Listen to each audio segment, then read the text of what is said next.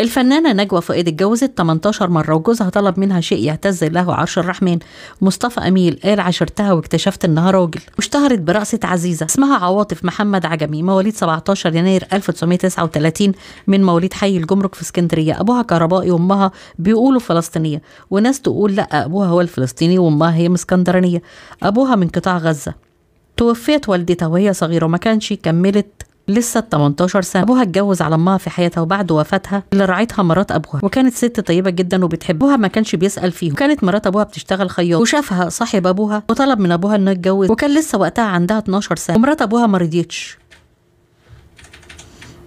وكانت مرات أبوها شغالة خياطة وبتصرف عليه. أبو نجوى فؤاد كان متجوز واحدة ثالثة جاب منها محمد ويحيى، ومرات أبوها دي الخياطة ما كانتش بتخلي، هربت بيها من اسكندريه ونزلوا للقاهره. راحت اتجوزت سميده الطباخ اللي اتجوز اكتر من 205 مطربه ورقاصه. عم سميده كان فاتح مكتب ريجيسير وشغال عنده، شغال في وظيفه، وشغل نجوى فؤاد عنده تليفون. وبيتحكي وبيتقال ان هي كانت ساكنه في عماره توفيق الحكيم تحت بير السن. وكان احمد فؤاد حسن وقتها موسيقي شهير سنه 1928، كانه اتولد بمرض الدفتيريا، توفى في 10 مارس 1993. احمد فؤاد حسن موسيقار مشهور، اتولد بانبوبه تنفسيه. انشا الفرقه الماسيه اللي كانت بتعزف ورا عبد الحليم حافظ ووردة ومحمد عبد. هو كان عازف قانون، كان مالتي مليونير. اتجوزها عرفي وبقى ينجبها وخلاها فوق وبقى يلمع فيه، لكنه كان بيغير عليها جدا وطلب منها الخلفه والاستقرار في البيت والعيال، ولكنها سابته وهربت منه. ويقول عنها الكاتب الكبير مصطفى امين انه شافها سنه 57 كانت شغاله في مالها ليلي في اسكندريه، كانت بترقص، كان معاه مجموعه من الصحفيين الاجانب، قال لهم صوروها واعملوا معاها حديث، هتبقى رقاصه كبيره. لما اتسجن مصطفى امين هي الوحيده اللي كانت فاكراه وكانت بتروح له السجن، وقال عليها ان هي صاحبه فضل عليه، كانت بتروح له في السجن وتجيب له اكل وفلوس، وقال ان دهشت ان اجد رجل داخل امرأة، وقال جواها راجل جدع. شاركت الفنانة نجوى فؤاد في أول فيلم بعد دخولها السينما، فيلم إغراء، مع صباح وشكري سرحان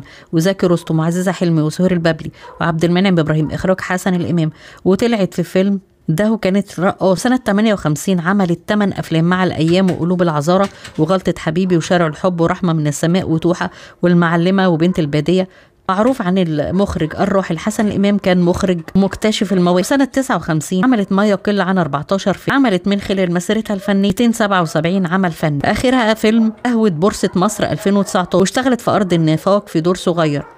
قالت الفنانة نجوى فؤاد أحسن 2 عاشرتهم في الوسط الفني هو عبد الحليم حافظ وتحية كاريوكي. قالت عن عبد الحليم إنه كان إنسان صادق وحساس، بيحترم أي شخص وبيهتم بعمله ودمه خفيف، وكان بيدلعها ويقول لها مانجو. وقالت إنه هو كان صلب جدا وما بيفقدش أعصابه بسهولة، صعب إثارته. جوزت الفنانة نجوى فؤاد أكتر من 18 مرة. جوزت الفنان أحمد رمزي 17 يوم، وكانوا سهرانين في مكان، كان احمد رمزي على خلاف مع زوجته، وشافها احمد رمزي وكان احمد فؤاد حسن بيضربها، كانت متطلقه منه. الكلام ده كان سنه 1963. وقالت الفنانه نجوى فؤاد ان احمد رمزي طلب منها الجواز والاسراع في ذلك بعد انفصاله عن زوجته. قالت وقتها شعرته بالانجذاب نحوه، كانت مرتبطه وقتها بحفلات في امريكا، وطلبت منه ان هو ياجل اتمام مراسم الزفاف حين عودتها. ولما رجعت لمصر عرفت انه رجع لمراته، طلبت منه الطلاق فورا، هو بدوره لم يعترض. اما الزيجه الرابعه فكانت من اللبناني سامي الزغبي، ده كان بيعمل مدير لاحد الفنادق بالقاهره، وكانت نجوى فؤاد بتأدي فقره ثابته فيه كل ليله، امتدت لفتره طويله، ونشأ بينهم علاقة حب أدت في النهاية للزواج. بعد انفصالها عنه راحت اتجوزت أحد رجال الأعمال المصريين صاحب توكيل سيارات شهير، وبعد الانفصال تزوجت من رجل أعمال فايز طارود، ثم من رجل أعمال محمد الملا، هذا بالإضافة للمطرب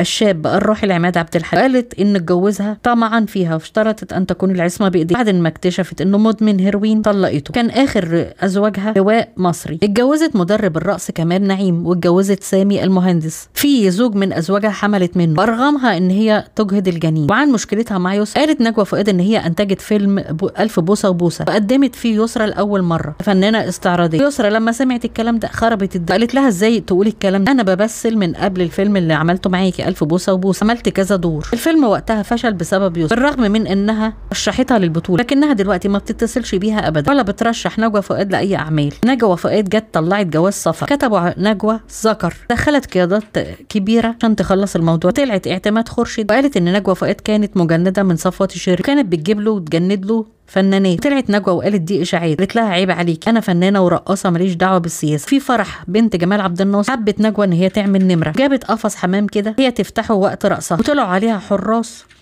وضربوها بالاقلام على وشها وكسروا عظمها اول ما شافوا كده. والرئيس جمال عبد الناصر اعتذر ليها واداها 500 جنيه. سنه 1973 بعد حرب اكتوبر هنري كيسنجر اول ما شافها طلب منها الجواز، لكنها رفضت لانها ما بتعرفش تتكلم انجليزي. اتجوزت مساعد وزير الداخليه اللواء محمود السباعي لعمه يوسف السباعي الكاتب. وما لا يعرفه الكثيرون ان نجوى فؤاد رفضت عرض شخص فرنسي من اصول يهوديه طلب منها الذهاب الى فلسطين لترقص هناك بدلا من داليدا نظرا للشبه بينهم مقابل 100,000 دولار، الا انها رفضت بشده نظرا لوجود الاحتلال الصهيوني. ومن الجوانب الخفيه في شخصيه نجوى فؤاد انها كفلت بنت يتيمه وحرصت على تحفيظها القران وعلمتها لغايه لما التحقت بكليه الحقوق وارتدت الحجاب وساعدتها على عمل دراسات عليا. جوزتها كمان. كونت هذه الفتاه اسره وانجبت 3 ابناء. بنتمنى الصحه للفنانه نجوى